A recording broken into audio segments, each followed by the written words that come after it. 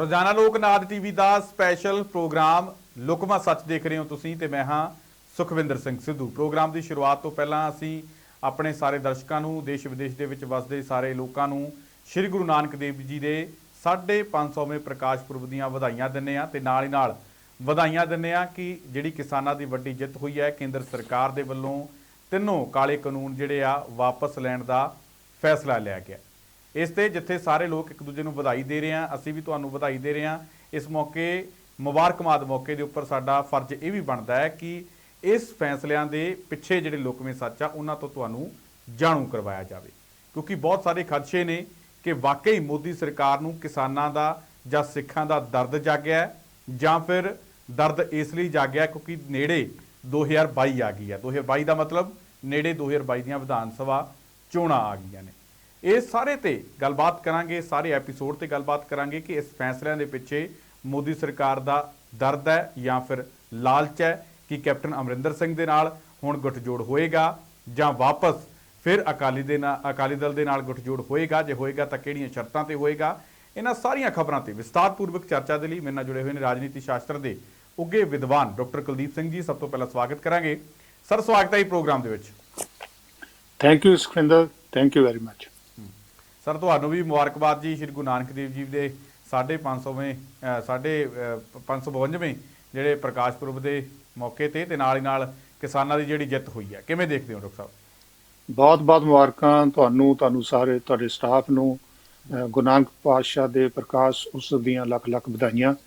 ਤੇ ਮੈਂ ਤੇ ਗੱਲ ਰਾਦਰ ਇੱਥੋਂ ਸ਼ੁਰੂ ਕਰਾਂਗਾ ਕਿ ਅੱਜ ਜਦੋਂ ਅਸੀਂ ਮੁੱਖ ਮੰਤਰੀ ਦੁਆਰਾ 3 ਕਾਨੂੰਨਾਂ ਦੇ ਵਾਪਸ ਲੈ ਜਾਣ ਦੇ ਪ੍ਰੋਗਰਾਮ ਬਾਰੇ ਚਰਚਾ ਕਰਨੀ ਹੈ ਤੇ ਗੱਲ ਇੱਥੋਂ ਸ਼ੁਰੂ ਕਰਨੀ ਬਣਦੀ ਹੈ। ਪ੍ਰਧਾਨ ਮੰਤਰੀ ਦੁਆਰਾ, ਹਿੰਦੁਸਤਾਨ ਦੇ ਪ੍ਰਧਾਨ ਮੰਤਰੀ ਦੁਆਰਾ 3 ਕਾਨੂੰਨਾਂ ਨੂੰ ਵਾਪਸ ਲੈਣ ਦਾ ਜੋ ਐਲਾਨ ਹੋਇਆ, ਜਦੋਂ ਅਸੀਂ ਉਹਦੀ ਗੱਲ ਕਰਨੀ ਹੈ, ਗੱਲ ਇੱਥੋਂ ਸ਼ੁਰੂ ਕਰਨੀ ਬਣਦੀ ਹੈ ਕਿ ਇਹ ਲੋਕ ਜਿਨ੍ਹਾਂ ਨੇ ਸਾਲ ਤੋਂ ਵੱਧ ਦਿੱਲੀ ਬੈਠ ਕੇ ਲੜਾਈ ਲੜੀ, ਉਦੋਂ ਪਹਿਲਾਂ ਪੰਜਾਬ 'ਚ ਲੜੀ, ਇਹ ਸਾਰੇ ਉਹ ਲੋਕ ਨੇ ਜਿਹੜੇ ਗੁਰੂ ਸਾਹਿਬ ਤੋਂ ਸੇਧ ਲੈਂਦੇ ਨੇ, ਗੁਰੂ ਸਾਹਿਬ ਦੇ ਫਲਸਫੇ ਦਾ ਪਾਠ ਕਰਦੇ ਨੇ, ਗੁਰੂ ਸਾਹਿਬ ਦੇ ਫਲਸਫੇ ਤੋਂ ਇੰਸਪੀਰੇਸ਼ਨ ਲੈਂਦੇ ਨੇ। ਜੇ ਦੇਖਿਆ ਜਾਵੇ ਇਸ ਤਰੀਕੇ ਨਾਲ ਇਹਨਾਂ ਲੋਕਾਂ ਦੀ ਜਿੱਤ ਵਿੱਚ ਲਈ ਗੁਰੂ ਸਾਹਿਬ ਦਾ ਫਲਸਫਾ ਜਿੱਥੋਂ ਪ੍ਰੇਰਨਾ ਲਈ, ਜਿੱਥੋਂ ਲੜਾਈ ਲੜਨ ਦਾ ਬਲ ਮਿਲਿਆ, ਤੇ ਇਹ ਉਹਦੇ ਕਰਕੇ ਲੜਾਈ ਹੋ ਸਕੀ ਹੈ। ਅਦਰਵਾਈਜ਼ ਤੁਸੀਂ ਇਹ ਦੇਖੋ, ਮੈਨੂੰ ਨਹੀਂ ਯਾਦ ਕਿ ਕੇਂਦਰ ਦੀ ਨਰਿੰਦਰ ਮੋਦੀ ਦੀ ਸਰਕਾਰ ਨੇ ਕਦੇ ਕੋਈ ਫੈਸਲਾ ਵਾਪਸ ਲਿਆ ਹੋਵੇ। ਮੋਨੇਟਾਈਜੇਸ਼ਨ ਵਰਗੇ ਪ੍ਰੋਗਰਾਮ ਜਿਹੜੇ ਬਿਲਕੁਲ ਫੇਲ ਹੋਏ, ਉੱਥੇ ਵੀ ਕਦੇ ਕੇਂਦਰ ਦੀ ਸਰਕਾਰ ਨੇ, ਪ੍ਰਧਾਨ ਮੰਤਰੀ ਨੇ ਇਹ ਗੱਲ ਨਹੀਂ ਮੰਨੀ ਕਿ ਸਾਡੇ ਕੋਲੋਂ ਕੋਈ ਕਮੀ ਰਹੀ ਹੈ, ਸਾਡੇ ਕੋਲੋਂ ਕੋਈ ਗਲਤੀ ਹੋਈ ਹੈ। ਅੱਜ ਜਦੋਂ ਨਰਿੰਦਰ ਮੋਦੀ ਨੇ 3 ਕਾਨੂੰਨਾਂ ਨੂੰ ਵਾਪਸ ਲੈਣ ਦੀ ਅਨਾਊਂਸਮੈਂਟ ਕੀਤੀ ਹੈ, ਉਹਦੇ ਨਾਲ ਇਹ ਵੀ ਗੱਲ ਕਹੀ ਹੈ ਉਹਨਾਂ ਨੇ ਕਿ ਸ਼ਾਇਦ ਸਾਡੇ ਕੋਲੋਂ ਕੋਈ ਕਮੀ ਰਹੀ ਹੋਵੇ। ਇਸ ਕਿਸਮ ਦੀ ਗੱਲ ਮੰਨਣੀ, ਮਾਫੀ ਮੰਗੀ ਹੈ, ਇਸ ਗੱਲ ਦਾ ਕਨਫੈਸ਼ਨ ਕਿ ਸਾਡੇ ਕੋਲੋਂ ਕੋਈ ਕਮੀ ਰਹੀ ਹੋਵੇ, ਮੈਂ ਇਸ ਗੱਲ ਦੀ ਮਾਫੀ ਮੰਗਦਾ। ਇਸ ਗੱਲ ਦੀ ਮਾਫੀ ਮੰਗਣਾ ਜਿਹੜੀ ਨਰਿੰਦਰ ਮੋਦੀ ਦੇ ਸੁਭਾਅ ਦੇ ਵਿੱਚ ਨਹੀਂ ਹੈਗਾ, ਕੇਂਦਰ ਦੀ ਬੀਜੇਪੀ ਦੀ ਸਰਕਾਰ ਵਿੱਚ ਨਹੀਂ ਹੈਗਾ। ਸੋ ਇਸ ਕਰਕੇ ਜ਼ਰੂਰ ਹੀ ਇਹ ਸਰਕਾਰ ਜੇ ਇਹਨਾਂ ਕਿਸਾਨਾਂ ਸਾਹਮਣੇ, ਇਹਨਾਂ ਜਥੇਬੰਦੀਆਂ ਸਾਹਮਣੇ ਝੁਕੀ ਹੈ ਤੇ 3 ਕਾਨੂੰਨਾਂ ਨੂੰ ਵਾਪਸ ਲੈਣ ਦੀ ਜੇ ਅਨਾਊਂਸਮੈਂਟ ਕੀਤੀ ਹੈ, ਤਾਂ ਮੈਂ ਸਮਝਦਾ ਕਿ ਇਹ ਇਸ ਫਲਸਫੇ ਨਾਲ ਜੁੜੀਆਂ ਹੋਈਆਂ ਜਮਾਤਾਂ ਦੀ ਜਿੱਤ ਹੈ। ਇਸ ਕਰਕੇ ਮੈਂ ਤਾਂ ਗੁਰੂ ਸਾਹਿਬ ਦੇ ਫਲਸਫੇ ਨੂੰ ਆਪਣਾ ਸਿਰ ਨਿਵਾਉਣਾ ਹੈ। ਦੂਜੀ ਗੱਲ ਇਹ ਰਹੀ, ਹੁਣ ਜਦੋਂ ਇਹ 3 ਕਾਨੂੰਨ ਵਾਪਸ ਲੈ ਜਾਣ ਦੀ ਅਨਾਊਂਸਮੈਂਟ ਹੋ ਗਈ ਹੈ, ਜਿਹੜੇ ਕਿ ਵਾਪਸ ਲਏ ਜਾਣਗੇ, ਹੁਣ ਇਹਦੇ ਬਾਰੇ ਕੋਈ ਸ਼ੱਕ ਨਹੀਂ। ਚਾਹੇ ਕੁਝ ਲੋਕ ਇਹ ਕਹਿ ਰਹੇ ਨੇ ਕਿ ਜੀ ਪਾਰਲੀਮੈਂਟ ਨੇ ਵਾਪਸ ਲੈਣੇ, ਵਾਕਈ ਪਾਰਲੀਮੈਂਟ ਨੇ ਵਾਪਸ ਲੈਣੇ ਨੇ, ਇੱਕ ਪ੍ਰੋਸੀਜਰ ਹੈ, ਪਰ ਮੈਨੂੰ ਇਸ ਗੱਲ ਤੇ ਕੋਈ ਸ਼ੱਕ ਨਹੀਂ ਹੈਗਾ ਕਿ ਇਹ ਕਾਨੂੰਨ ਵਾਪਸ ਹੋਣਗੇ। ਹੈ ਜੀ, ਇਸ ਗੱਲ ਦਾ ਕ੍ਰੈਡਿਟ ਕਿਹਨੂੰ ਮਿਲਣਾ ਬਣਦਾ ਹੈ? ਕ੍ਰੈਡਿਟ ਲੈਣ ਲਈ ਕਈ ਲੋਕਾਂ ਨੇ ਛਾਲ ਮਾਰੀ ਹੈ ਜੀ। ਕਈ ਇਹ ਵੀ ਯਾਦ ਕਰੋ ਕਿ ਬੜੇ ਲੋਕਾਂ ਨੇ ਤੇ ਇਹ ਕੋਠਿਆਂ ਤੇ ਚੜ੍ਹ ਕੇ ਗੱਲ ਕਹੀ ਕਿ ਇਹ ਕਾਨੂੰਨ ਵਾਪਸ ਨਹੀਂ ਲੈ ਜਾਣੇ ਹੈ ਜੀ। ਈਵਨ ਕੇਂਦਰ ਦੀ ਸਰਕਾਰ ਕਹਿੰਦੀ ਰਹੀ ਕਿ ਅਮੈਂਡਮੈਂਟਸ ਕਰਾ ਲਓ, ਪਰ ਅਸੀਂ ਕਾਨੂੰਨ ਵਾਪਸ ਨਹੀਂ ਲੈਣੇ ਕਿਉਂਕਿ ਕਾਨੂੰਨ ਕਿਸਾਨਾਂ ਦੇ ਹਿੱਤ ਵਿੱਚ ਨੇ। ਪੰਜਾਬ ਵਿੱਚ ਲੋਕ ਕਹਿੰਦੇ ਰਹੇ ਕਿਸਾਨਾਂ ਦੇ ਹਿੱਤ ਵਿੱਚ ਨੇ। ਸੋ ਇਹਨਾਂ ਹਾਲਾਤਾਂ ਵਿੱਚ ਇਹ ਅਨਾਊਂਸਮੈਂਟ ਹੋਣੀ ਇੱਕ ਬਹੁਤ ਵੱਡੀ ਗੱਲ ਹੈ। ਹੁਣ ਸਵਾਲ ਇਹ ਬਣਦਾ, ਇਸ ਗੱਲ ਦਾ ਜਵਾਬ ਦੇਣਾ ਬਣਦਾ ਕਿ ਕਿਹੜੀ ਚੀਜ਼ ਹੈ ਜਿਹਨੇ ਕੇਂਦਰ ਦੀ ਸਰਕਾਰ ਨੂੰ ਇੰਨੇ ਡਿਨਾਇਲ ਦੇ ਬਾਵਜੂਦ ਹੁਣ ਸਡਨਲੀ ਇਸ ਗੱਲ ਤੇ ਮਜਬੂਰ ਕਰਤਾ। ਦੇਖੋ, 2-3 ਗੱਲਾਂ ਨੇ। ਪਹਿਲੀ ਗੱਲ ਇਹ, ਜਿਹੜੇ ਲੋਕ ਗੁਰੂ ਨਾਨਕ ਦੇਵ ਜੀ ਤੋਂ ਸੇਧ ਲੈਂਦੇ ਨੇ, ਉਹਨਾਂ ਕੋਲ ਵੱਡੀਆਂ ਲੜਾਈਆਂ ਲੜਨ ਦਾ ਮਾਦਾ ਹੈ। ਇਹ ਸਰਕਾਰ ਨੂੰ ਇਸ ਗੱਲ ਦਾ ਅਹਿਸਾਸ ਹੋ ਗਿਆ ਕਿ ਜਿਹੜੇ ਲੋਕਾਂ ਨੇ 1 ਸਾਲ ਲੰਮੀ ਲੜਾਈ ਲੜੀ ਹੈ ਤੇ ਇਹ ਪਿੱਛੇ ਹਟਣ ਵਾਲੇ ਨਹੀਂ ਹੈਗੇ।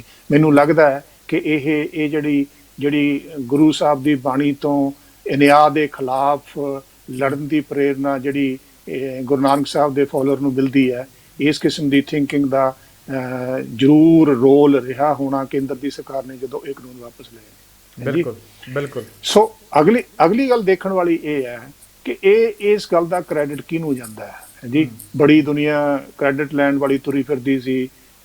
ਪਿਛਲੇ ਸਮੇਂ ਵਿੱਚ ਇਹ ਵੀ ਚਰਚਾ ਸ਼ੁਰੂ ਹੋ ਗਈ ਜੀ, ਕੈਪਟਨ ਸਾਹਿਬ ਹੁਣ ਕਾਂਗਰਸ ਛੱਡ ਕੇ ਕਾਨੂੰਨ ਵਾਪਸ ਕਰਵਾਉਣਗੇ, ਕਾਨੂੰਨ ਵਾਪਸ ਕਰਵਾ ਕੇ ਫਿਰ ਆਪਣੇ ਗਲ ਸਿਹਰਾ ਬੰਨ੍ਹ ਕੇ ਇਹਦਾ ਰਿਵਾਰਡ ਲੈਂਦੇ ਹੋਏ ਪੰਜਾਬ ਦੇ ਲੋਕਾਂ ਵਿੱਚ ਅਗਲੀ ਇਲੈਕਸ਼ਨ ਵਿੱਚ ਨਿਤਰਨਗੇ। ਇਹ ਸਾਰੀਆਂ ਗੱਲਾਂ ਹੁੰਦੀਆਂ ਰਹੀਆਂ। ਆਪਾਂ ਆਪਣੇ ਪ੍ਰੋਗਰਾਮ ਦੇ ਵਿੱਚ ਲਗਾਤਾਰ ਆਪਾਂ ਇਹ ਗੱਲਾਂ ਬਾਤਾਂ ਆਪਾਂ ਕਰਦੇ ਰਹੇ ਹਾਂ ਕਿ ਇਸ ਤਰੀਕੇ ਦੇ ਨਾਲ ਨਹੀਂ ਹੋਊਗਾ। ਬੀਜੇਪੀ ਕੈਪਟਨ ਅਮਰਿੰਦਰ ਸਿੰਘ ਨੂੰ ਹੀਰੋ ਕਦੇ ਨਹੀਂ ਬਣਾਏਗੀ। ਹਾਂ, ਮੈਂ ਗੱਲ ਕਹੀ ਸੀਗੀ ਤੇ ਉਹ ਗੱਲ ਅੱਜ ਪ੍ਰੂਵ ਹੋ ਗਈ ਹੈ। ਤੁਸੀਂ ਇਹ ਵੀ ਦੇਖੋ ਨਾ ਕਿ ਪਿਛਲੇ ਦਿਨਾਂ ਵਿੱਚ ਕੈਪਟਨ ਅਮਰਿੰਦਰ ਸਿੰਘ ਨੇ ਪਾਰਟੀ ਅਨਾਉਂਸ ਕਰਤੀ, ਕਿਤੇ ਨਜ਼ਰ ਨਹੀਂ ਆਏ। ਬ੍ਰਦਰ ਮੈਂ ਤਾਂ ਇਹ ਜਿਹੜੇ ਛੋਟੇ ਗਰੁੱਪ ਨੇ, ਮੈਂ ਕੈਪਟਨ ਦੀ ਕਾਂਗਰਸ ਨੂੰ ਛੋਟਾ ਜਿਹਾ ਗਰੁੱਪ ਕਹਿ ਰਿਹਾ, ਇਹ ਜਿਹੜੇ ਛੋਟੇ ਪੋਲੀਟੀਕਲ ਗਰੁੱਪ ਨੇ ਇਹਨਾਂ ਨੂੰ ਛੱਡ ਕੇ ਮੈਂ ਤਾਂ ਵੱਡੀ ਗੱਲ ਇਹ ਕਰਾਂਗਾ, ਜੇ ਕਿਸੇ ਵਿਅਕਤੀ ਨੂੰ ਇਹਨਾਂ 3 ਕਾਨੂੰਨਾਂ ਦੇ ਵਾਪਸ ਲੈਣ ਦਾ ਜਿਹੜਾ ਉਹ ਸਿਹਰਾ ਜਾਂਦਾ ਹੈ ਤਾਂ ਉਹ ਸਿਰਫ ਤੇ ਸਿਰਫ ਕਿਸਾਨ ਜਥੇਬੰਦੀਆਂ ਨੂੰ ਜਾਂਦਾ ਹੈ।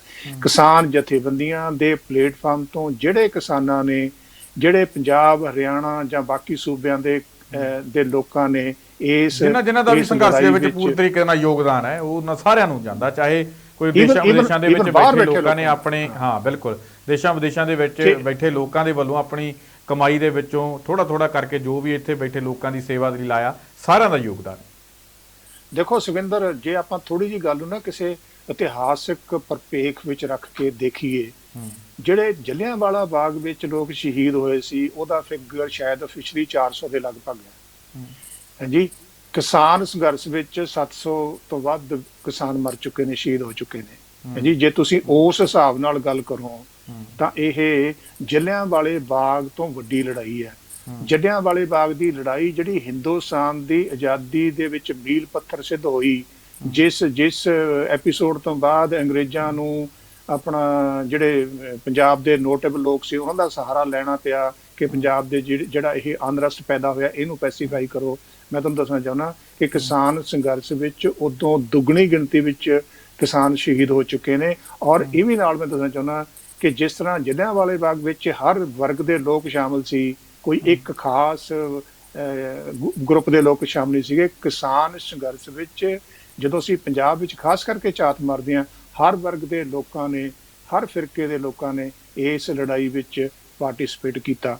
ਸੋ ਜਿਹੜੀ ਇਸ ਖਿੱਤੇ ਦੇ ਲੋਕਾਂ ਦੀ ਲੜਾਈ ਹੈ, ਉਹਦੀ ਜਿੱਤ ਹੋਣਾ ਤੇ ਮੇਰੇ ਲਈ ਸਿਰਫ ਤੇ ਸਿਰਫ ਕ੍ਰੈਡਿਟ ਇਹਦਾ ਜਾਂਦਾ ਹੈ ਕਿਸਾਨ ਜਥੇਬੰਦੀਆਂ ਨੂੰ, ਕਿਸਾਨਾਂ ਨੂੰ, ਲੋਕਾਂ ਨੂੰ, ਜਾਂ ਜਿਹੜੇ ਲੋਕਾਂ ਨੇ ਫਾਈਨੈਂਸ਼ੀਅਲੀ, ਫਿਜ਼ੀਕਲੀ, ਮਤਲਬ ਲੋਕ ਬਾਹਰਲੇ ਮੁਲਕਾਂ ਤੋਂ ਛੱਡ ਕੇ ਆਪਣਾ ਇੱਥੇ ਆ ਗਏ, ਆਪਣੀਆਂ ਵੱਡੀਆਂ ਜੌਬ ਛੱਡ ਕੇ ਆ ਕੇ, ਸੋ ਉਹਨਾਂ ਲੋਕਾਂ ਨੂੰ ਕ੍ਰੈਡਿਟ ਦੇਣਾ ਬਣਦਾ। ਪੰਜਾਬ ਦੇ ਕਲਾਕਾਰਾਂ ਦਾ ਵੀ ਬੜਾ ਵੱਡਾ ਇਸ ਦੇ ਵਿੱਚ ਯੋਗਦਾਨ ਹੈ, ਕਿਉਂਕਿ ਪੰਜਾਬ ਦੀ ਨੌਜਵਾਨੀ ਨੂੰ ਲਾਮਬੰਦ ਕਰਨ ਦੇ ਵਾਸਤੇ ਵੀ ਉਹਨਾਂ ਨੇ ਬਹੁਤ ਜ਼ਿਆਦਾ, ਜਿਹੜਾ ਮੀਡੀਆ ਨੇ ਵੀ ਬਹੁਤ ਵਧੀਆ ਜਿਹੜਾ ਯੋਗਦਾਨ ਨਿਭਾਇਆ।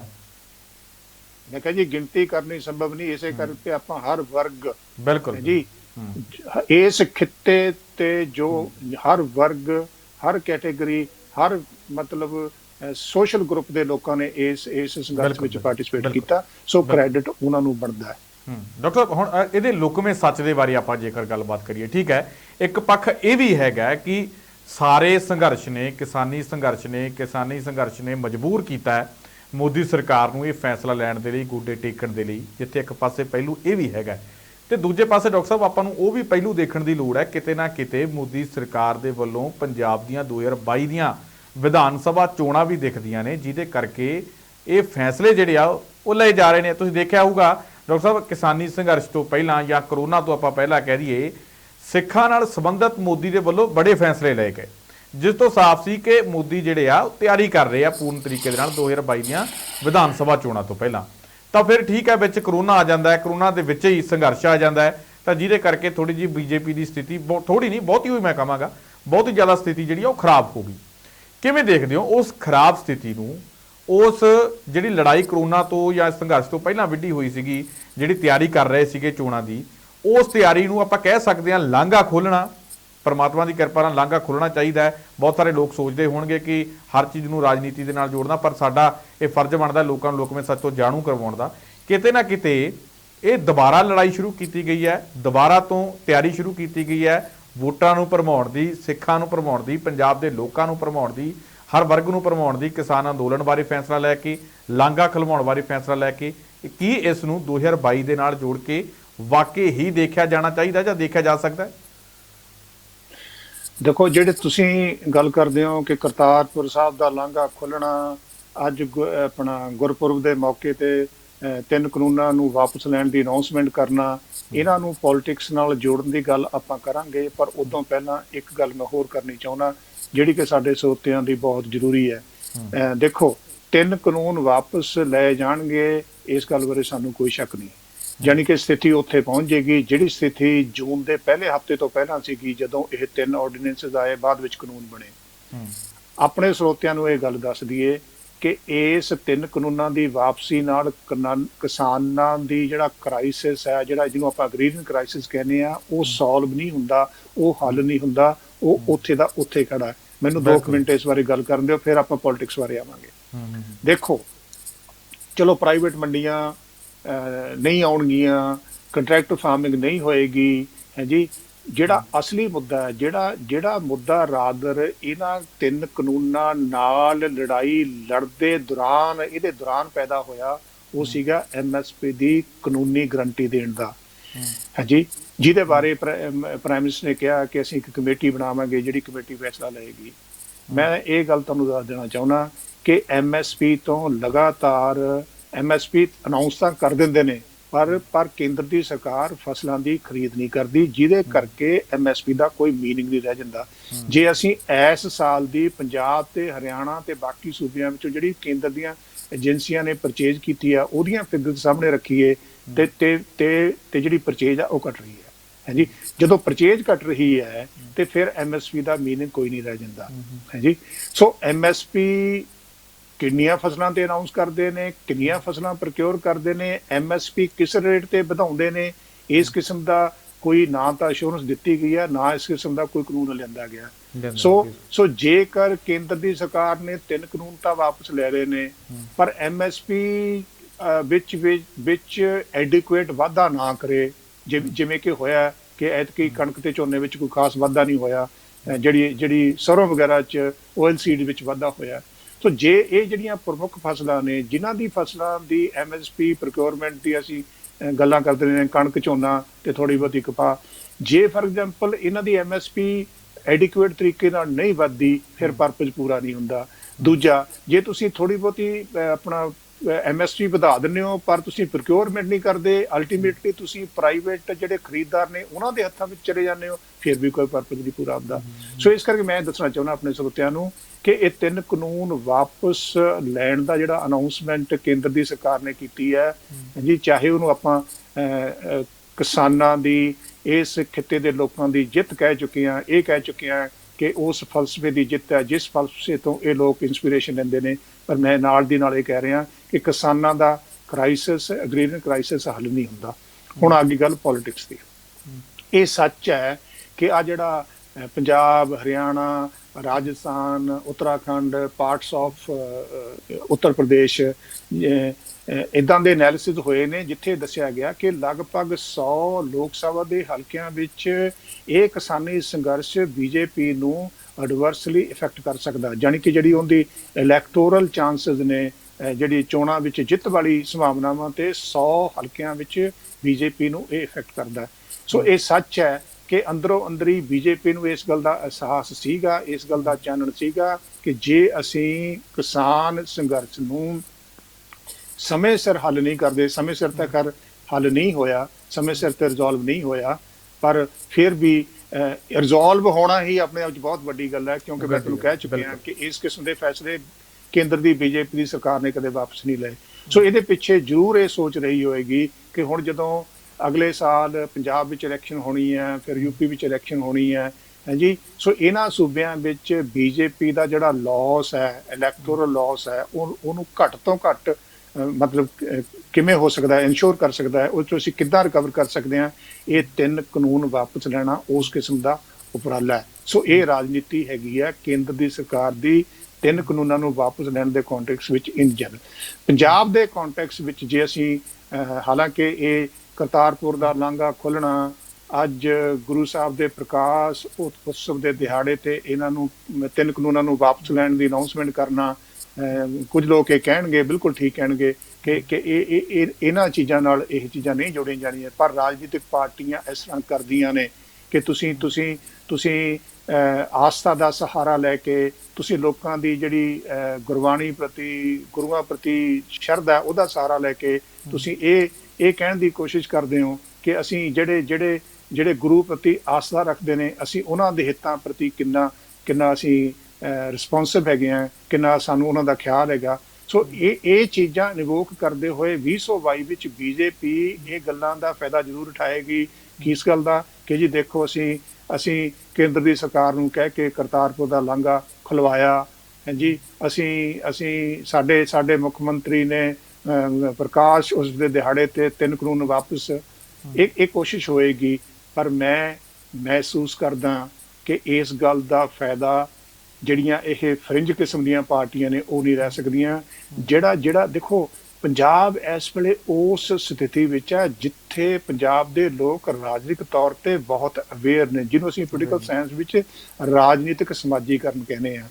ਕਿਹੜੀ ਪਾਰਟੀ ਨੇ ਕਦੋਂ ਕੀ ਕਿਹਾ, ਕਿਹੜੇ ਲੀਡਰ ਨੇ ਕਦੋਂ ਕੀ ਕਿਹਾ ਹੈ ਜੀ। ਜਿਹੜੀ ਪਿਛਲੇ ਸਾਲ 1.5 ਸਾਲ ਦੀਆਂ ਘਟਨਾਵਾਂ ਕਿਸਾਨਾਂ ਦੇ ਸੰਘਰਸ਼ ਨਾਲ ਜੁੜੀਆਂ ਹੋਈਆਂ ਨੇ, ਉੱਥੇ ਅਕਾਲੀ ਦਲ ਦਾ ਕੀ ਰੋਲ ਸੀ, ਕਾਂਗਰਸ ਦਾ ਕੀ ਰੋਲ ਸੀ, ਕਿਹੜੇ ਲੀਡਰ ਨੇ ਕਦੋਂ ਕੀ ਕਿਹਾ, ਕਿਹੜੇ ਲੀਡਰ ਨੇ ਆਰਡੀਨੈਂਸਿਸ ਨੂੰ ਜਸਟੀਫਾਈ ਕੀਤਾ, ਕਿਹੜੇ ਲੀਡਰ ਨੇ ਕੀ ਕਿਹਾ, ਇਹ ਸਾਰੀਆਂ ਗੱਲਾਂ ਦਾ ਲੇਖਾ ਜੋਖਾ ਲਿਆ ਜਾਵੇਗਾ। ਇਸ ਕਰਕੇ ਅਲਟੀਮੇਟਲੀ ਜੇ ਕੋਈ ਇਸ ਜਿੱਤ ਦਾ ਇਲੈਕਟੋਰਲੀ ਫਾਇਦਾ ਲੈ ਸਕਦਾ ਉਹ ਕਿਸਾਨ ਜਥੇਬੰਦੀਆਂ ਨੇ। ਪਾਰਟੀਆਂ ਦਾ ਜਿਹੜਾ ਲੇਖਾ ਜੋਖਾ ਉਹ ਇਸ ਕੰਟੈਕਸਟ ਵਿੱਚ ਵੀ ਹੋਏਗਾ ਕਿ ਕਾਨੂੰਨ ਬਣਨ ਤੋਂ ਮਤਲਬ ਕਹਿਣ ਦਾ ਕੋਈ ਫਰਕ ਨਹੀਂ ਪਊਗਾ ਇਸ ਫੈਸਲੇ ਦੇ ਨਾਲ। ਬੀਜੇਪੀ ਨੂੰ ਜਿੱਥੇ ਇਹ ਤਾਂ ਰਾਹਤ ਮਿਲੂਗੀ, ਜਿੱਥੇ ਉਹਨਾਂ ਦੇ ਲੀਡਰਾਂ ਦਾ ਵਿਰੋਧ ਹੋਣਾ ਸ਼ੁਰੂ ਹੋ ਗਿਆ ਸੀ, ਕੱਪੜੇ ਪਾੜਨੇ ਉਹਨਾਂ ਦੇ ਸ਼ੁਰੂ ਹੋ ਗਏ ਸੀ, ਉਸ ਚੀਜ਼ ਤੋਂ ਥੋੜੀ ਰਾਹਤ ਜ਼ਰੂਰ ਮਿਲੂਗੀ। ਤੇ ਕਿਤੇ ਨਾ ਕਿਤੇ ਜਿੱਥੇ ਵਾਰ-ਵਾਰ ਲੋਕੀ ਘੇਰ ਸੁਖਬੀਰ ਬਾਦਲ ਨੂੰ ਕਿਸਾਨੀ ਨਾਲ ਸੰਬੰਧਿਤ ਇਹਨਾਂ ਬਿੱਲਾਂ ਦੇ ਜਦੋਂ ਆਏ ਆ, ਜਦੋਂ ਬਿੱਲ ਸੀਗੇ ਉਦੋਂ ਕਾਨੂੰਨ ਨਹੀਂ ਸੀ ਬਣੇ, ਉਦੋਂ ਜਦੋਂ ਸੁਖਬੀਰ ਸਿੰਘ ਬਾਦਲ ਹੋਰਾਂ ਦਾ ਸਾਰਾ ਪਰਿਵਾਰ ਇਸ ਚੀਜ਼ ਦੀ ਸਪੋਰਟ ਦੇ ਵਿੱਚ ਹੁੰਦਾ ਸੀਗਾ, ਤਾਂ ਉਦੋਂ ਇਹ ਸਵਾਲ ਪੁੱਛਦੇ ਹੁੰਦੇ ਸੀਗੇ ਇਸ ਸਬੰਧ ਦੇ ਵਿੱਚ। ਤਾਂ ਘੱਟੋ ਘੱਟ ਅਕਾਲੀ ਦਲ ਨੂੰ ਇਸ ਚੀਜ਼ ਤੋਂ ਰਾਹਤ ਮਿਲੂਗੀ ਕਿ ਲੋਕ ਵਿਰੋਧ ਨਹੀਂ ਕਰਨਗੇ, ਸਵਾਲ ਨਹੀਂ ਪੁੱਛਣਗੇ ਇਸ ਦੇ ਸਬੰਧ ਦੇ ਵਿੱਚ। ਤਾਂ ਇਹ ਨਹੀਂ ਆਪਾਂ ਕਹਿੰਦੇ ਕਿ ਵੋਟਾਂ ਦੇ ਵਿੱਚ ਜਾਂ ਵੋਟ ਬੈਂਕ ਵਧੂਗਾ ਜਾਂ ਲੋਕ ਇਹਨਾਂ ਤੇ ਹੁਣ ਭਰਮਾਏ ਜਾਣਗੇ ਇਹਨਾਂ ਫੈਸਲਿਆਂ ਦੇ ਵਿੱਚ, ਇਹ ਆਪਾਂ ਨਹੀਂ ਕਹਿ ਸਕਦੇ। ਨਹੀਂ, ਇਲੈਕਟਰਲ ਪ੍ਰੋਸੈਸ ਸ਼ੁਰੂ ਹੋ ਜਾਏਗਾ। ਇਲੈਕਟਰਲ ਪ੍ਰੋਸੈਸ ਸ਼ੁਰੂ ਹੋਣ ਤੋਂ ਬਾਅਦ ਬੀਜੇਪੀ ਨੂੰ ਆਪਣੀ ਗੱਲ ਰੱਖਣ ਦਾ ਅਧਿਕਾਰ, ਮੌਕਾ ਮਿਲ ਜਾਏਗਾ। ਅਕਾਲੀ ਦਲ ਨੂੰ ਬਿਨਾਂ ਕਿਸੇ ਵਿਘਨ ਤੋਂ, ਬਿਨਾਂ ਕਿਸੇ ਰੁਕਾਵਟ ਤੋਂ ਲੋਕਾਂ ਵਿੱਚ ਜਾ ਕੇ ਆਪਣੀ ਗੱਲ ਰੱਖਣ ਦਾ ਮੌਕਾ ਮਿਲ ਜਾਏਗਾ। ਸੋ ਇਸ ਪੱਖੋਂ ਮਤਲਬ 3 ਕਾਨੂੰਨਾਂ ਦੇ ਵਾਪਸ ਹੋਣ ਦੀ ਜਦੋਂ ਪ੍ਰਕਿਰਿਆ ਅਨਾਉਂਸ ਕਰ ਦਿੱਤੀ ਗਈ ਹੈ ਤਾਂ ਇਸ ਕਿਸਮ ਦੀ ਰਾਹਤ ਬੀਜੇਪੀ ਤੇ ਅਕਾਲੀ ਦਲ ਨੂੰ ਮਿਲੇਗੀ। ਕਾਂਗਰਸ ਦੇ ਲੋਕਾਂ ਨੂੰ ਵੀ ਉਹ ਕੁਐਸਚਨ ਕਰਦੇ ਸੀ, ਪਰ ਕਾਂਗਰਸ ਦੇ ਲੋਕਾਂ ਨੇ ਅਜੇ ਆਪਣੀ ਪ੍ਰਕਿਰਿਆ ਸ਼ੁਰੂ ਨਹੀਂ ਸੀ ਕੀਤੀ। ਸੋ ਸਾਰੀਆਂ ਪਾਰਟੀਆਂ ਨੂੰ ਹੁਣ ਆਪਣੀ ਗੱਲ ਲੋਕਾਂ ਵਿੱਚ ਰੱਖਣ ਦੀ ਖੁੱਲ੍ਹ ਮਿਲ ਜਾਏਗੀ। ਸੋ ਇਹ ਇੱਕ ਕਿਸਮ ਦੀ ਰਾਹਤ ਆ। ਪਰ ਮੈਨੂੰ ਇਹ ਗੱਲ ਨਜ਼ਰ ਨਹੀਂ ਆਉਂਦੀ ਕਿ ਬੀਜੇਪੀ ਇਹ ਕਹਿ ਕੇ ਕਿ ਅਸੀਂ ਕਰਤਾਰਪੁਰ ਦਾ ਲਾਂਘਾ ਖੁਲਾਇਆ, ਸਾਡੀ ਕੇਂਦਰ ਦੀ ਸਰਕਾਰ ਨੇ 3 ਕਾਨੂੰਨ ਵਾਪਸ ਲਏ, ਇਸ ਕਰਕੇ 2022 ਵਿੱਚ ਕੋਈ ਰਾਜਨੀਤਿਕ ਲਾਹਾ ਲੈਣ ਦੀ ਕੋਸ਼ਿਸ਼ ਕਰਨ। ਤੇ ਕਾਊਂਟਰ ਸਵਾਲ ਇਹ ਵੀ ਹੋਏਗਾ ਨਾ ਕਿ ਜੇ ਕਾਨੂੰਨ ਹੁਣ ਵਾਪਸ ਲਏ ਨੇ, ਕਾਨੂੰਨ ਬਣਾਏ ਵੀ ਤੇ ਤੁਹਾਡੀ ਸਰਕਾਰ ਨੇ ਸੀ, ਤੇ ਤੁਹਾਡੀ ਸਰਕਾਰ ਕਾਨੂੰਨ ਬਣਾਉਣ ਤੋਂ ਬਾਅਦ ਲਗਾਤਾਰ ਉਹਨਾਂ ਨੂੰ ਜਸਟੀਫਾਈ ਕਰਦੀ ਸੀ। ਪੰਜਾਬ ਵਿੱਚ, ਹਰਿਆਣੇ ਵਿੱਚ, ਕੇਂਦਰ ਵਿੱਚ ਬੜੇ ਇਹੋ ਜਿਹੇ ਲੋਕ ਸੀਗੇ ਇਨਕਲੂਡਿੰਗ ਪ੍ਰਧਾਨ ਮੰਤਰੀ ਜਿਹੜੇ ਕਾਨੂੰਨਾਂ ਨੂੰ ਜਸਟੀਫਾਈ ਕਰਦੇ ਸੀ। ਇਹ ਕਹਿੰਦੇ ਸੀ ਕਾਨੂੰਨ ਕਿਸਾਨਾਂ ਦੇ ਲਈ ਲਾਹੇਵੰਦ ਨੇ। ਸੋ ਇਹ ਸਾਰੀਆਂ ਚੀਜ਼ਾਂ ਦਾ ਲੇਖਾ ਜੋਖਾ ਲਿਆ ਜਾਏਗਾ। ਤੇ ਅਕਾਲੀ ਦਲ ਦਾ ਜਿਹੜਾ ਉਹ ਪਿਛੋਕੜ ਹੈ, ਜਿੱਥੇ ਉਹਨਾਂ ਨੇ ਆਰਡੀਨੈਂਸਿਸ ਦੇ ਲੈਵਲ ਤੇ ਕੇਂਦਰ ਦੀ ਸਰਕਾਰ ਦਾ ਸਾਥ ਦਿੱਤਾ, ਤੇ ਸ਼ੁਰੂ ਵਿੱਚ ਵੱਡੇ ਬਾਦਲ ਸਾਹਿਬ ਨੇ, ਸੁਖਬੀਰ ਬਾਦਲ ਤੇ ਆਪਣੇ ਉਹਨਾਂ ਦੇ ਮਿਸਿਸ ਨੇ ਜਿਹੜਾ ਇਹ 3 ਆਰਡੀਨੈਂਸਿਸ ਦੀ ਵਕਾਲਤ ਕੀਤੀ, ਕਿਸਾਨਾਂ ਦੇ ਹਿੱਤ ਵਿੱਚ ਕਿਹਾ, MSC ਦੀ ਗਰੰਟੀ ਦਿਵਾਉਣ ਵਾਲੀਆਂ ਗੱਲਾਂ ਕੀਤੀਆਂ। ਉਹ ਗੱਲਾਂ ਕਟਹਿਰੇ ਵਿੱਚ ਆਉਣਗੀਆਂ, ਉਹ ਗੱਲਾਂ ਇਹਨਾਂ ਦਾ ਪਿੱਛਾ ਨਹੀਂ ਛੱਡਣਗੀਆਂ। ਸੋ ਮੈਨੂੰ ਨਹੀਂ ਲੱਗਦਾ, ਹਾਂ, ਜੋ ਜੋ ਜੋ ਕਾਂਗਰਸ ਨੇ, ਜੋ ਅਕਾਲੀ ਦਲ ਨੇ ਕਿਸਾਨਾਂ ਲਈ ਇਨ ਜਨਰਲ ਕੀਤਾ ਹੋਵੇ, ਉਹਦਾ ਲੇਖਾ ਜੋਖਾ ਲਿਆ ਜਾਵੇਗਾ। ਪਰ ਇਹ ਜਿਹੜੇ 3 ਕਾਨੂੰਨ ਵਾਪਸ ਕਰਨ ਦਾ ਜਿਹੜਾ ਹੈਗਾ ਸਿਹਰਾ, ਉਹ ਕਿਸਾਨਾਂ ਸਿਰ ਜਾਏਗਾ। ਕੋਈ ਪਾਰਟੀ, ਨਾ ਬੀਜੇਪੀ ਨਾ ਅਕਾਲੀ ਦਲ, ਇਸ ਕਿਸਮ ਦਾ ਆਪਣਾ ਕ੍ਰੈਡਿਟ ਨਹੀਂ ਲੈ ਸਕਦੀ ਕਿ ਜੀ ਅਸੀਂ ਕਾਨੂੰਨ ਵਾਪਸ ਕਰਵਾਏ ਨੇ। ਸੋ ਪੰਜਾਬ ਦੀ ਇਲੈਕਸ਼ਨ ਵਿੱਚ ਅਗਰੇਰੀਅਨ ਕ੍ਰਾਈਸਿਸ ਬਹੁਤ ਵੱਡਾ ਮੁੱਦਾ ਹੋਏਗਾ। ਇਨ ਦਾ ਸੈਂਸ, ਇੱਕ ਗੱਲ ਤੁਹਾਨੂੰ ਮੈਂ ਹੋਰ ਦੱਸ ਦਿਆਂ, ਮੈਂ ਇਹ ਪੰਜਾਬ ਦੇ ਭਲੇ ਲਈ, ਕਿਸਾਨਾਂ ਦੇ ਭਲੇ ਲਈ, ਇਸ ਮੁਲਕ ਦੇ ਭਲੇ ਲਈ ਕਹਿ ਰਿਹਾ। ਉਹ ਕੀ ਕਹਿ ਰਿਹਾ ਕਿ ਜਿਹੜੇ 3 ਆਰਡੀਨੈਂਸਸ ਲਿਆਂਦੇ ਗਏ, ਜੇ ਇਹਨਾਂ ਨੂੰ ਵਿਚਾਰ ਵਟਾਂਦਰਾ ਕਰਨ ਤੋਂ ਪਹਿਲਾਂ ਕਿਸਾਨਾਂ ਨਾਲ ਇਹ ਚੀਜ਼ਾਂ ਡਿਸਕਸ ਕੀਤੀਆਂ ਹੁੰਦੀਆਂ, ਸ਼ਾਇਦ ਇਸ ਕਿਸਮ ਦਾ ਵਿਰੋਧ ਨਾ ਹੁੰਦਾ। ਸ਼ਾਇਦ ਇਹ ਵੀ ਗੱਲ ਕਿਸੇ ਰੂਪ ਵਿੱਚ ਸਵੀਕਾਰ ਕਰ ਲਈ ਜਾਂਦੀ ਕਿ ਖੇਤੀ ਵਿੱਚ ਪ੍ਰਾਈਵੇਟ ਇਨਵੈਸਟਮੈਂਟ ਦੀ ਲੋੜ ਹੈ। ਬੜੇ ਸਿਆਣੇ ਇਕੋਨੋਮਿਸਟ ਸਮੇਂ ਸਿਰ ਇਹ ਗੱਲ ਕਹਿ ਚੁੱਕੇ ਨੇ ਕਿ ਈਵਨ ਦੇਖੋ ਨਾ, ਜਿਹੜੇ ਨੋਬਲ ਲੌਰੀਏਟ ਨੇ, ਉਹ ਸਾਨੂੰ ਦੱਸਦੇ ਨੇ ਕਿ ਜਦੋਂ ਅਸੀਂ ਮਤਲਬ ਪ੍ਰਾਈਵੇਟਾਈਜੇਸ਼ਨ ਵਾਲੇ ਪਾਸੇ ਤੁਰ ਪਏ ਹਾਂ, ਫਿਰ ਸਾਨੂੰ ਸਟੇਟ ਦੀ ਵੀ ਲੋੜ ਹੈ, ਸਾਨੂੰ ਕੈਪੀਟਲ ਦੀ ਵੀ ਲੋੜ ਹੈ। ਸਟੇਟ ਨੇ ਕਿੱਥੇ ਕੈਪੀਟਲ ਇਨਵੈਸਟ ਕਰਾਉਣੀ ਆ, ਕਿਸ ਤਰੀਕੇ ਨਾਲ ਕਰਾਉਣੀ ਆ, ਉਹ ਮੋਨੀਟਰ ਕਰਨਾ। ਪਰ ਇਹ ਗੱਲ ਇਸ ਕਰਕੇ ਨਿਕਲ ਗਈ ਕਿ ਤੁਸੀਂ ਇੱਕ ਤਰ੍ਹਾਂ ਦੇ ਕਰੋਨਾ ਦੇ ਦੌਰਾਨ ਕਾਨੂੰਨ ਲੈ ਆਂਦੇ, ਕਿਸਾਨਾਂ ਦਾ ਵਿਰੋਧ ਸ਼ੁਰੂ ਹੋ ਗਿਆ, ਆਪਣਾ ਸ਼ੱਕ ਦੇ ਨਜ਼ਰੀਏ ਨਾਲ ਸਾਰਾ ਆਰਡੀਨੈਂਸ ਨੂੰ ਦੇਖਿਆ ਜਾ ਚੁੱਕਾ। ਸੋ ਮੈਂ ਕਹਿਣਾ ਚਾਹੁੰਦਾ ਕਿ ਹੁਣ ਜਦੋਂ ਦੁਬਾਰਾ ਕਦੇ ਅਗਰੇਰੀਅਨ ਕ੍ਰਾਈਸਿਸ ਤੇ ਵਿਚਾਰ ਵਟਾਂਦਰਾ ਹੁੰਦਾ ਹੈ, ਉਹਦੇ 'ਚ ਕਿਸਾਨਾਂ ਦੀ ਸ਼ਮੂਲੀਅਤ ਹੋਏਗੀ। ਸ਼ਮੂਲੀਅਤ ਹੁੰਦੇ ਹੋਏ ਜਿਹੜੀ ਕਿ ਵਾਕਈ ਲੋੜ ਹੈ, ਇਨਵੈਸਟਮੈਂਟ ਐਗਰੀਕਲਚਰ ਸੈਕਟਰ ਵਿੱਚ ਕੈਪੀਟਲ ਦੀ ਇਨਵੈਸਟਮੈਂਟ ਦੀ ਲੋੜ ਹੈਗੀ ਹੈ ਜੀ। ਤੁਸੀਂ ਦੇਖੋ ਨਾ ਕਿ ਜਿਹੜੀ ਦੁੱਧ ਦੀ ਕੋਆਪਰੇਟਿਵਸ ਹੈਗੀ ਹੈ ਜੀ, ਅਮੁਲ ਵਰਗੇ, ਵੇਰਕਾ ਵਰਗੇ, ਜਿੱਥੇ ਪ੍ਰੋਡਿਊਸਰ ਆਪਣਾ ਕਿਸਾਨ ਨੇ ਤੇ ਦੁੱਧ ਇੱਕ ਪ੍ਰੀ ਡਿਟਰਮਿਨਡ ਪ੍ਰਾਈਸ ਤੇ ਪ੍ਰੋਕਿਉਰ ਹੁੰਦਾ, ਕੋਆਪਰੇਟਿਵ ਸਕਸੈਸਫੁਲੀ ਚੱਲ ਰਹੀਆਂ ਨੇ। ਇੱਦਾਂ ਦੀਆਂ ਕੋਆਪਰੇਟਿਵਸ ਆਇਲ ਸੀਡਸ ਲਈ ਕਿਉਂ ਨਾ ਬਣਨ, ਇਸ ਕਿਸਮ ਦੀਆਂ ਕੋਆਪਰੇਟਿਵਸ ਹੋਰ ਜਿਹੜੀਆਂ ਚੀਜ਼ਾਂ ਅਸੀਂ ਪ੍ਰੋਡਿਊਸ ਕਰਦੀਆਂ ਉਹਦੇ ਲਈ ਕਿਉਂ ਨਾ ਬਣਨ। ਉਸ ਕੋਆਪਰੇਟਿਵ ਵਿੱਚ ਸਟੇਟ ਦਾ ਕੀ ਰੋਲ ਹੋਏਗਾ, ਕਿਹੜਾ ਇਨਫਰਾਸਟ੍ਰਕਚਰ ਸਟੇਟ ਨੇ ਪ੍ਰੋਵਾਈਡ ਕਰਨਾ, ਕਿਹੜਾ ਇਨਫਰਾਸਟ੍ਰਕਚਰ ਪ੍ਰਾਈਵੇਟ ਕੈਪੀਟਲਿਸਟ, ਇਸ ਕਿਸਮ ਦੀ ਵਿਚਾਰ ਵਟਾਂਦਰਾ। ਹੁਣ ਜਦੋਂ 3 ਕਾਨੂੰਨਾਂ ਨੂੰ ਵਾਪਸ ਲਿਆਉਣ ਦੀ ਅਨਾਉਂਸਮੈਂਟ ਹੋ ਗਈ ਹੈ, ਮੈਂ ਇਸ ਗੱਲ ਦੀ ਆਸ ਕਰਦਾ ਕਿ ਹੁਣ ਨਵੇਂ ਸਿਰਿਓਂ ਜਦੋਂ ਵਿਚਾਰ ਵਟਾਂਦਰਾ ਹੋਏਗਾ, ਫਿਰ ਕਿਸਾਨਾਂ ਦੀਆਂ ਜਥੇਬੰਦੀਆਂ, ਉਹ ਲੋਕ ਜਿਹੜੇ ਐਗਰੀਕਲਚਰ ਇਕੋਨੋਮਿਸਟ ਨੇ, ਜਿਹੜੇ ਇਹਨਾਂ ਚੀਜ਼ਾਂ ਬਾਰੇ ਵਿਚਾਰ ਵਟਾਂਦਰਾ ਕਰਦੇ ਨੇ, ਕਰਦੇ ਹੋਏ ਅਗਰੇਰੀਅਨ ਕ੍ਰਾਈਸਿਸ ਨੂੰ ਕਿਸ ਤਰੀਕੇ ਨਾਲ ਨਜਿੱਠਣ ਦੀ ਲੋੜ ਹੈ, ਉਹਦੇ ਤੇ ਵਿਚਾਰ ਵਟਾਂਦਰਾ ਹੋ ਕੇ ਕੁਝ ਸੁਧਾਰ ਵਾਲੇ ਪਾਸੇ ਤੁਰਾਂਗੇ। ਬਿਲਕੁਲ ਡਾਕਟਰ ਸਾਹਿਬ, ਹੁਣ ਮੈਂ ਜੇ ਗੱਲਬਾਤ ਕਰਾਂ, ਕੈਪਟਨ ਅਮਰਿੰਦਰ ਸਿੰਘ ਦਾ ਵੀ ਵੱਡਾ ਬਿਆਨ ਆ ਗਿਆ, ਕਹਿੰਦੇ ਕਿ ਹੁਣ ਬੀਜੇਪੀ ਦੇ ਨਾਲ 101% ਕਹਿੰਦੇ ਗੱਠਜੋੜ ਹੋ ਜਾਊਗਾ ਤੇ ਫਿਰ ਕਹਿੰਦੇ ਪੰਜਾਬ ਵੀ ਜਿੱਤਾਂਗੇ। ਤਾਂ ਜਿੱਥੇ ਕੈਪਟਨ ਅਮਰਿੰਦਰ ਸਿੰਘ ਦੀਆਂ ਸੰਭਾਵਨਾਵਾਂ ਜਾਗੀਆਂ ਨੇ, ਉੱਥੇ ਸੰਭਾਵਨਾ ਫਿਰ ਜਿਹੜੀ ਅਕਾਲੀ ਦਲ ਦੀ ਵੀ ਜਾਗ ਸਕਦੀ ਹੈ, ਕਿਉਂਕਿ ਅਕਾਲੀ ਦਲ ਵੀ ਇਹੀ ਗੱਲ ਕਹਿੰਦੇ ਸੀ ਕਿ ਭਾਈ ਉਹਨਾਂ ਨੇ ਕਾਨੂੰਨ ਲਿਆਂਦੇ, ਉਹਨਾਂ ਨੇ ਵਾਪਸ ਨਹੀਂ ਕੀਤੇ ਤਾਂ ਅਸੀਂ ਫਿਰ ਕੁਰਸੀ ਛੱਡਤੀ, ਅਸੀਂ ਗੱਠਜੋੜ ਤੋੜਤਾ। ਲੱਗਦਾ ਹੈ ਜਿੱਥੇ ਕੈਪਟਨ ਅਮਰਿੰਦਰ ਸਿੰਘ 101% ਦੱਸ ਰਹੇ ਨੇ, ਜਿਹੜੀ ਇੱਕ ਸੰਭਾਵਨਾ ਵੀ ਥੋੜੀ ਬਹੁਤੀ ਲੱਗ ਰਹੀ ਹੈ, ਤਾਂ ਇਹ ਅਕਾਲੀ ਦਲ ਅਤੇ ਬੀਜੇਪੀ ਦਾ ਵੀ ਗੱਠਜੋੜ ਜਿਹੜਾ ਹੋ ਸਕਦਾ, ਕਿੰਨੀ ਕੁ ਸੰਭਾਵਨਾ ਲੱਗਦੀ? ਦੇਖੋ, ਕੈਪਟਨ ਅਮਰਿੰਦਰ ਸਿੰਘ ਤਾਂ 4.5 ਸਾਲ ਪੰਜਾਬ ਦੇ ਮੁੱਖ ਮੰਤਰੀ ਰਹੇ ਨੇ। ਜਿਹੜੀ 4.5 ਦੀ ਕਾਰਗੁਜ਼ਾਰੀ ਪੰਜਾਬ ਦੇ ਲੋਕਾਂ ਨੇ ਕੈਪਟਨ ਅਮਰਿੰਦਰ ਸਿੰਘ ਦੀ ਦੇਖੀ ਹੈ, ਉਹਦੇ ਹੁੰਦਿਆਂ ਹੋਇਆਂ ਜਿਹੜੇ ਕਲੇਮਸ ਕੈਪਟਨ ਅਮਰਿੰਦਰ ਸਿੰਘ ਕਰਦੇ ਨੇ, ਉਹਦੀ ਗੱਲ ਕਿਸੇ ਨੇ ਨਹੀਂ ਸੁਣਨੀ। ਤੁਹਾਡੀ ਗੱਲ ਤਾਂ ਸੁਣੀ ਜਾਂਦੀ ਹੈ ਜੇ ਤੁਹਾਡੇ ਕ੍ਰੈਡੈਂਸ਼ੀਅਲਸ ਹੋਣ ਪਰਫਾਰਮੈਂਸ ਵਾਲੇ, ਕਿ ਮੈਂ ਤਾਂ ਪਰਫਾਰਮ ਕੀਤਾ, ਮੈਂ ਤਾਂ ਪੰਜਾਬ ਦਾ ਆਹ ਸਵਾਰਿਆ। ਜੇ ਪੰਜਾਬ ਦੇ ਕਿਸੇ ਵੀ ਤਬਕੇ ਦਾ ਕੈਪਟਨ ਸਾਹਿਬ ਦੀ ਸਰਕਾਰ ਨੇ ਕੁਝ ਨਹੀਂ ਸਵਾਰਿਆ, ਫਿਰ ਹੁਣ ਜਦੋਂ ਸੁਧਾਰ ਬਣ ਕੇ ਪੰਜਾਬ ਦੇ ਲੋਕਾਂ ਵਿੱਚ ਜਾਣਗੇ, ਉਹਨਾਂ ਦੀ ਗੱਲ ਕੌਣ ਸੁਣੇਗਾ ਜੀ? ਤੁਸੀਂ ਕੋਈ ਇੱਕ ਵੱਡੀ ਪ੍ਰਾਪਤੀ ਪਿਛਲੇ 4.5 ਸਾਲ ਦੀ ਗਿਣਾ ਸਕਦੇ ਹੋ, ਖਾਸ ਕਰਕੇ ਕਿਸਾਨਾਂ ਦੇ ਕੰਟੈਕਸਟ ਵਿੱਚ? ਕਿਹੜੀ ਤੁਹਾਡੀ ਵੱਡੀ ਪ੍ਰਾਪਤੀ ਹੈ, ਐਕਸੈਪਟ ਕਿ ਇੱਕ ਗੰਨੇ ਦਾ ਭਾਅ ਇਹਨਾਂ ਨੇ ਕੁਝ ਰੁਪਏ ਵਧਾ ਕੇ ਅਨਾਉਂਸ ਕੀਤਾ ਸੀਗਾ ਆਪਣੇ ਜਿਹੜਾ ਇਹਨਾਂ ਦੀ ਚੀਫ ਮਿਨਿਸਟਰ ਦੇ ਅਖੀਰਲੇ ਦਿਨ ਸੀਗੇ। ਸੋ ਇਸ ਕਰਕੇ ਜੋ ਮਰਜ਼ੀ ਕਹਿੰਦੇ ਰਹਿਣ, ਉਹਨਾਂ ਨੂੰ ਕਹਿਣ ਦਾ ਅਧਿਕਾਰ ਹੈ। ਪਰ ਮੇਰੀ ਅਸੈਸਮੈਂਟ ਇਹ ਕਹਿੰਦੀ ਹੈ, ਮੇਰੀ ਸੋਚ ਇਹ ਕਹਿੰਦੀ ਹੈ, ਜਦੋਂ ਕੈਪਟਨ ਅਮਰਿੰਦਰ ਸਿੰਘ ਨੇ 4.5 ਸਾਲਾਂ ਵਿੱਚ ਪੰਜਾਬ ਦੇ ਕਿਸਾਨੀ ਦਾ, ਪੰਜਾਬ ਦੇ ਲੋਕਾਂ ਦਾ ਕੋਈ ਬਹੁਤ ਵੱਡੀ ਸਮੱਸਿਆ ਹੱਲ ਨਹੀਂ ਕੀਤੀ, ਫਿਰ ਜਿਹੜੀ ਜੋ ਮਰਜ਼ੀ ਕੈਪਟਨ ਅਮਰਿੰਦਰ ਸਿੰਘ ਕਹਿੰਦੇ ਰਹਿਣ, ਤੇ ਉਹ ਇਸ ਗੱਲ ਨੇ ਕਾਟ ਨਹੀਂ ਕਰਨੀ। ਤੇ ਮੈਂ ਤੇ ਪਿਛਲੇ ਦਿਨਾਂ ਵਿੱਚ ਇਹ ਵੀ ਦੇਖਦਾ ਰਿਹਾ ਕਿ ਬੀਜੇਪੀ ਨੇ ਕੋਈ ਬਹੁਤ ਘਾਹ ਹੀ ਨਹੀਂ ਪਾਇਆ ਕੈਪਟਨ ਅਮਰਿੰਦਰ ਸਿੰਘ ਨੂੰ। ਜੀ ਕੈਪਟਨ ਅਮਰਿੰਦਰ ਸਿੰਘ ਗੱਲਾਂ ਕਰਦੇ ਰਹੇ ਨੇ ਇਹ ਅਨਾਉਂਸ ਕਰਕੇ ਕਿ ਅਸੀਂ ਕੇਂਦਰ ਕੋਲ ਟੀਮ ਲੈ ਕੇ ਜਾਵਾਂਗੇ, ਅਸੀਂ ਖੇਤੀ ਕਾਨੂੰਨਾਂ ਬਾਰੇ ਸਮਝਾਵਾਂਗੇ, ਖੇਤੀ ਦੇ ਸੰਕਟ ਬਾਰੇ। ਕੇਂਦਰ ਦੀ ਸਰਕਾਰ ਨੇ ਕੈਪਟਨ ਅਮਰਿੰਦਰ ਸਿੰਘ ਦੀਆਂ ਉਹ ਸੇਵਾਵਾਂ ਯੂਜ਼ ਨਹੀਂ ਕੀਤੀਆਂ, ਬਿਨਾਂ ਯੂਜ਼ ਕੀਤੇ ਇਹ ਅਨਾਉਂਸ ਕਰਤਾ ਕਿ ਅਸੀਂ 3 ਕਾਨੂੰਨ ਜਿਹੜੇ ਬਣਾਏ ਸੀ ਉਹਨਾਂ ਨੂੰ ਵਾਪਸ ਲੈਣ ਜਾ ਰਹੇ ਹਾਂ। ਸੋ ਇਹਨਾਂ 3 ਕਾਨੂੰਨਾਂ ਵਾਪਸ ਲੈਣ ਪਿੱਛੇ ਕੈਪਟਨ ਦੀ ਟੀਮ ਤੋਂ ਕੋਈ ਸਲਾਹ ਲਈ ਹੋਵੇ, ਕੋਈ ਮਦਦ ਲਈ ਹੋਵੇ, ਸਾਨੂੰ ਤਾਂ ਨਜ਼ਰ ਨਹੀਂ ਆਉਂਦਾ। ਮੈਨੂੰ ਤਾਂ ਇਹ ਲੱਗਦਾ ਕਿ ਬੀਜੇਪੀ ਨੂੰ ਇਹ ਅਹਿਸਾਸ ਹੋ ਗਿਆ ਕਿ ਅਸੀਂ ਜੇ ਕੈਪਟਨ ਨਾਲ ਅਲਾਈਅੰਸ ਕਰਦੇ ਹਾਂ ਸਾਨੂੰ ਬਹੁਤ ਵੱਡਾ ਫਾਇਦਾ ਪੰਜਾਬ ਵਿੱਚ ਕੋਈ ਹੋਣ ਨਹੀਂ ਜਾ ਰਿਹਾ। ਸੋ ਅੱਛਾ, ਨੁਕਸਾਨ ਹੀ ਉਹਨਾਂ ਨੇ ਸੋਚਿਆ ਹੋਣਾ। ਇੱਦਾਂ ਹੀ ਮੈਂ ਕਹਾਂਗਾ ਅਕਾਲੀ ਦਲ ਦੇ ਕੰਟੈਕਸ ਵਿੱਚ ਅਕਾਲੀ ਦਲ ਮਤਲਬ 100 ਮਰਜ਼ੀ ਕੋਸ਼ਿਸ਼ ਕਰ ਲਵੇ, ਅਕਾਲੀ ਦਲ ਨੂੰ ਜਿਵੇਂ ਫਾਰ ਐਗਜ਼ਾਮਪਲ ਨਰਿੰਦਰ ਮੋਦੀ ਨੇ ਇਹ ਗੱਲ ਕਨਫੈਸ ਕੀਤੀ ਹੈ, ਮਾਫੀ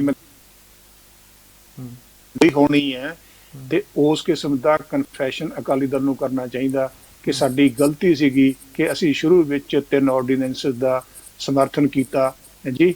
ਤੇ ਪਰ ਇਸ ਗੱਲ ਦੇ ਬਾਵਜੂਦ ਵੀ ਜਿਹੜਾ ਉਸ ਫੇਜ਼ ਵਿੱਚ ਅਕਾਲੀ ਦਲ ਦਾ 3 ਆਰਡੀਨੈਂਸਸ ਪ੍ਰਤੀ ਜਿਹੜੀ ਇਹਨਾਂ ਦੀ ਸੋਚ ਰਹੀ ਹੈ ਜੀ, ਤੇ ਜਦੋਂ ਜਸਟੀਫਾਈ ਕਰਦੇ ਰਹੇ ਨੇ, MSP ਯਕੀਨੀ ਦਿਵਾਉਣ ਦੀ ਗੱਲ ਕਰਦੇ ਰਹੇ ਨੇ, ਉਹ ਚੀਜ਼ਾਂ ਅਕਾਲੀ ਦਲ ਦਾ ਪੰਜਾਬ ਵਿੱਚ ਪਿੱਛਾ ਕਰਨਗੀਆਂ।